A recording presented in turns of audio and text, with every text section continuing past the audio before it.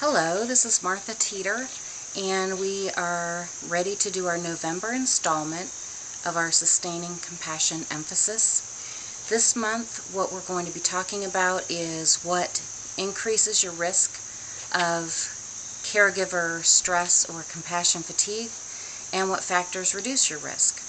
So, as before, I'm just going to hit some highlights in the video. Y'all have a reading resource that is on the website for you to look at, and you have a discussion sheet with some questions to talk about as a team, and also some scripture references for y'all to discuss. So let's just start out by covering what increases and what reduces your risk of compassion fatigue. First thing you need to know is what groups of people are at risk. And I will tell you that you are at risk because you are servants members, and as ministry professionals out in the field, or even from sending teams and in other roles, you are at risk because you are in a position where you help others and where you hear about the suffering and trauma of other people.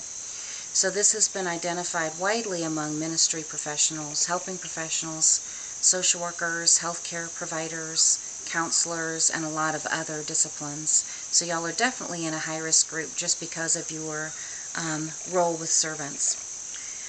So let's hit on a couple of things that reduce your risk of developing compassion fatigue. If you have a limited exposure to trauma and suffering, and it's not very intense, maybe it's kind of infrequent or short-lived, that would reduce your risk. People who are a little older seem to suffer a little less with this. So if you're very young and new to servants or new to your professional life or your ministry life, you might be at higher risk. Strong social support has been shown to be very important in helping reduce the risk of compassion fatigue. You can get this social support from friends, from your teammates, from other people and servants, from other people you know where you're living, from your family, either your immediate family where you are or your extended family back home. It's really important to look for those social connections and to have some shared depth of experience with those people you're close to, where you are mutually supporting each other. That's been shown over and over again to be a very important thing to try and cultivate. Another thing that reduces your risk is if the trauma you're exposed to is impersonal or an act of God or something that happens. The risk is higher if it's interpersonal trauma, which is the damage and the hurt that people can cause and inflict on each other. It also helps if you have a calm temperament and if you're not a really highly anxious and uptight kind of person. If you weren't born that way, and if you think you're just blessed with this temperament that's more anxious or worrisome, you can certainly work on developing a calmer response to stressors and work on changing how you deal with those kind of stressful situations. There are some things that increase your risk of developing some consequences from doing this kind of work. People who have a lot of stressors going on in their lives at the time that they're exposed to the trauma and suffering of other people are at higher risk. They seem to have fewer resources or less ability to fight off the stressors that they come across from other people when they've got stressors going on of their own. Also, if you have a personal history of trauma in your own background, that doesn't necessarily mean you're going to have a strong negative impact, but it does mean that you really want to talk through your own trauma experiences that you've had and resolve those to the best of your ability. If you don't do that, you're at risk of further trauma or re-traumatization because you haven't fully resolved those issues from your own background.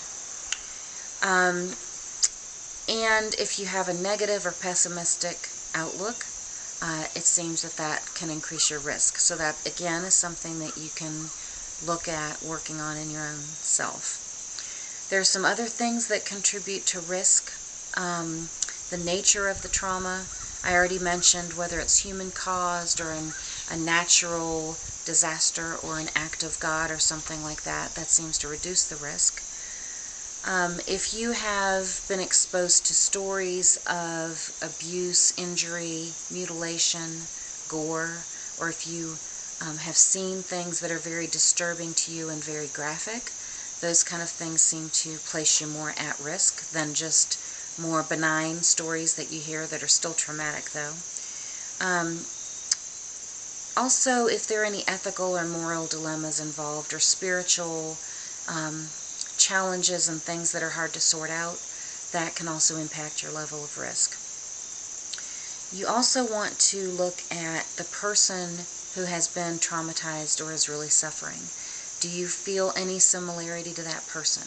Are they similar to you in age, gender, background in some way?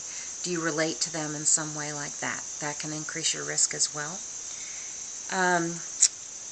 If you feel that the person who has been impacted has pretty strong coping skills and it appears that they have the ability to kind of process what happened to them, either through their own resources or support system, that can reduce your risk and you will feel more optimistic about their potential outcome. Another thing would be the developmental stage of the person who has been suffering or has been traumatized. If it's a child, it seems that we have a greater tendency to feel responsible or feel worse about a child who we presume is more innocent than an adult, which is not always the case, but that seems to be an assumption that a lot of people make. And another thing you want to look at is your own personality, your own motivation to be in this kind of work. What drew you to this? What drew you to serve people who have clearly very difficult circumstances and to place yourself in the midst of that? Are there personality traits that you have that put you more at risk? What were your expectations when you joined Servants and decided to do this kind of work? Were your expectations realistic, or did you have unrealistic optimism or thoughts about what impact you might be able to make or how quickly you could see changes due to your efforts? So looking at your own motivation and also looking at your spiritual view and your world view a bit. If you have very rigid beliefs about how God should respond to suffering or how the world ought to be, you might find that you struggle a bit more because of that, those rigidly held beliefs. The other thing I would mention is that the way your organization approaches this risk among its members is really significant. And obviously Servants has always had an emphasis on taking care of their members. They put a lot of emphasis into this during the preparation phase and in the member care and in team support and in many other ways. They've shown a really clear priority on taking care of Servants members, and I think that goes a long way to helping y'all. They have been very good about making resources available like this year of emphasis and have really done some very tangible, concrete things to help y'all feel supported and to demonstrate that in a very clear way. So organizations that do that are a step ahead, and people in those organizations are going to feel a lot more optimistic and positive about their own ability to take care of themselves and each other.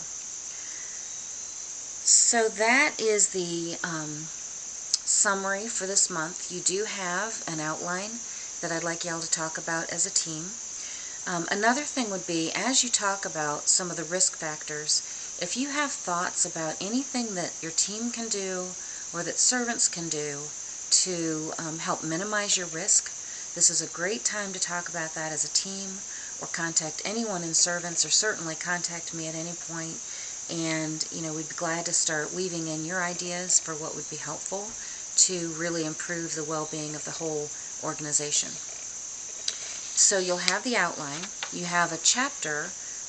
This month the chapter is called Contributing Factors, Understanding How Your Job is Impacting You, and that reading resource is available for you to read and discuss as a team. Your discussion questions this month are these 5. Social support has been shown to be incredibly helpful in reducing the risk of compassion fatigue. How supported do you feel by your team, your family, servants? If you tend to be an anxious and pessimistic person, how do you think you might work on becoming more calm and optimistic? Is there someone who could support you in that effort and help you as you try and become more that way? The third discussion question is, if you do have trauma in your own background, how thoroughly do you think you've addressed that? Is there anything more you could do to resolve the impact of your own trauma? Is there someone you could talk to, or is there something that you could do that would be helpful in that way? And the fourth question is a question about the spiritual nature of suffering. In what ways do you struggle with the spirituality? In what ways do you struggle spiritually with the notion of suffering? What could you do to ease some of those struggles and form a different view of where God is in the midst of suffering? And that's a pretty deep and involved, complicated thing to consider, but well worth pondering and talking about with each other. And then the last discussion question is what ideas you might have about how servants could better support you individually, or how servants could better support your team. And is there anything that you think would be helpful and that you would like to address with servants at large? There are some scripture references on the discussion sheet as well. And as always, my email address and my phone number. You're more than welcome to contact me anytime. As we go forward, I would really love to hear your ideas of how we could make this more effective. So if you have any suggestions or ideas, please feel free to contact me anytime, and I'd be happy to hear from y'all. So have a good discussion this month, and I look forward to talking to you in December. Thanks a lot.